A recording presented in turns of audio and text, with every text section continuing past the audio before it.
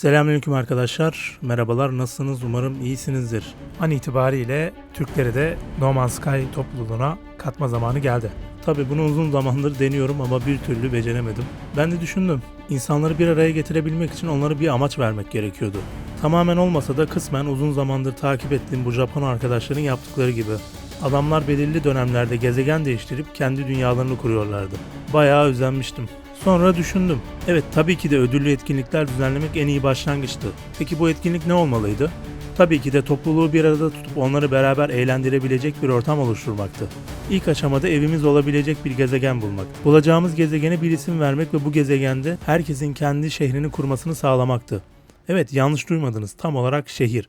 Tabii gözünüz korkmasın, öyle gerçek hayattaki gibi koca koca şehirlerden bahsetmiyorum tabii ki de. Evet, sizlerin de tahmin edeceği üzere etkinliğimizin ilk aşamasında herkesin belli şartlar doğrultusunda bir gezegen keşfetmesi olacak. Bu gezegen tabii ki de basit bir gezegen olmayacak. Şartlar derken kastettiğim de tam olarak buydu. İlk olarak bu gezegenin sulak bir gezegen olması gerekiyor. İkinci olarak bu gezegenin içerisindeki bitkilerin, ağaçların dünyamıza en çok benzeyebilecek bir iklim olması gerekiyor. Güvenli ve yaşam şartlarına uygun olması gerekiyor. Son olarak topluluğu buluşturabilmek için YouTube'daki ilgili videomuza bir like atmanız yeterli olacaktır. Bu sayede daha çok kişiye ulaşabiliriz. Tüm bunları sağlayan ve bulduğu gezegene en çok dünyamıza benzeyen bir kişi $20 Steam cüzdan kodunun sahibi olacak. Bu arada bu videoda sadece etkinlik değil, tabii ki de kanalımızın ana sebeplerinden biri olan eğitici bilgiler de olacak. Şimdi sizlere en kısa zamanda cennet veya diğer adıyla dünya benzeri gezegen nasıl bulunur onun taktiklerini vereyim. İlk olarak sizlere tavsiyem keşifleri Ascension galaksisinde yapmanızdır. Tabii ki de bu şart değil, ancak dünya benzeri yıldız sistemleri bulabileceğiniz en verimli galaksilerden biri de Ascension galaksisidir. Eğer galaksiler arasında nasıl geçiş yapabilirim bilmiyorum diyorsanız, bununla ilgili kanalımda galaksiler arasında yolculuk nasıl yapılır adlı videomu izleyerek öğrenebilirsiniz. Ardından keşifleri yıldız geminizde değil, kargo geminizde yapmanız size hız açısından %100'lük bir verim katacaktır. Nasıl mı? İlk olarak kargo geminizdeki modülleri geliştirmeniz ve takmanız çok önemli.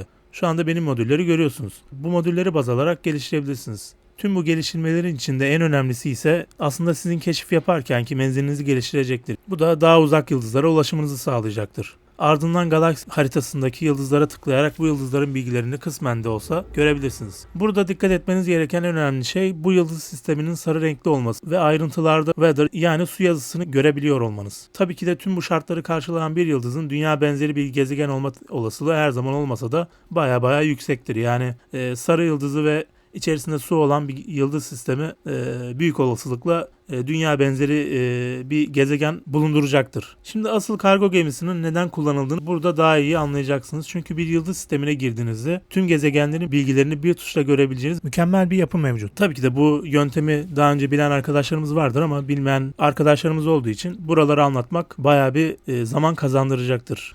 Buranın içine girdiğiniz zaman bakın hemen karşınıza gezegenlerin bilgileri gelir. Gördüğünüz gibi. Yani tek tek yıldız geminizle gezegenleri keşfetmektense bu şekilde bütün gezegenlerin bilgilerine erişebilirsiniz. Bu da anlayacağınız üzere bayağı bir kolaylık sağlayacaktır keşif sırasında. Etkinlik tabii ki de bir hafta sürecek ve bu videonun paylaşılması ile başlayacak. Etkinliğe katılmak isteyenler bu videonun açıklama kısmındaki kısa formu doldurması gerekiyor. Ayrıca keşfettiğiniz gezegenin görselini oyun için fotoğraf modunda gliflerin de görünebileceği bir şekilde çekmeniz ve formu doldururken göndermeniz gerekiyor. Son olarak YouTube'daki ilgili videomuza modluk için yorum yapan ve bu etkinliğe katılan 5 arkadaşımıza etkinliğin kazananını adaletli bir şekilde belirleyebilmek adına, yani bu kazananı tek başıma belirlemek istemiyorum tabii ki de. Bu yüzden bana destek ve süreçle ilgili yetki verilecektir. Burada dikkat etmeniz gereken bir şey var. Forum kısmına yazacağınız nickname ile yazdığınız yorumda aynı nickname'i kullanmanız önemli. Bu sayede bu arkadaşlarımıza ileriki etkinlikler için de yetkiler vereceğiz tabii ki de. Bir haftanın sonunda tüm keşifleri seçtiğimiz 5 arkadaşımızla beraber bir videoda tek tek gezeceğiz. Tabii bu videoyu ve seçilen gezegenin gliflerini sizlerle de paylaşacağım. Ve herkes için yeni bir başlangıç olacak. En sonunda ekibimizle beraber seçtiğimiz en çok oy alan gezegen topluluğumuzun yeni base'i olacaktır. Ardından 2 hafta boyunca en güzel base'i yapan 3 kişiye ödüller verilecek. Tabii bu konu bir sonraki etkinliğin videosu olduğu için o yüzden şimdilik bu kadarını bilmeniz yeterli olacaktır. Bu arada glif nedir diye soracak olanlar üzülmesin. Bu konuyla ilgili 2 adet video var kanalımda.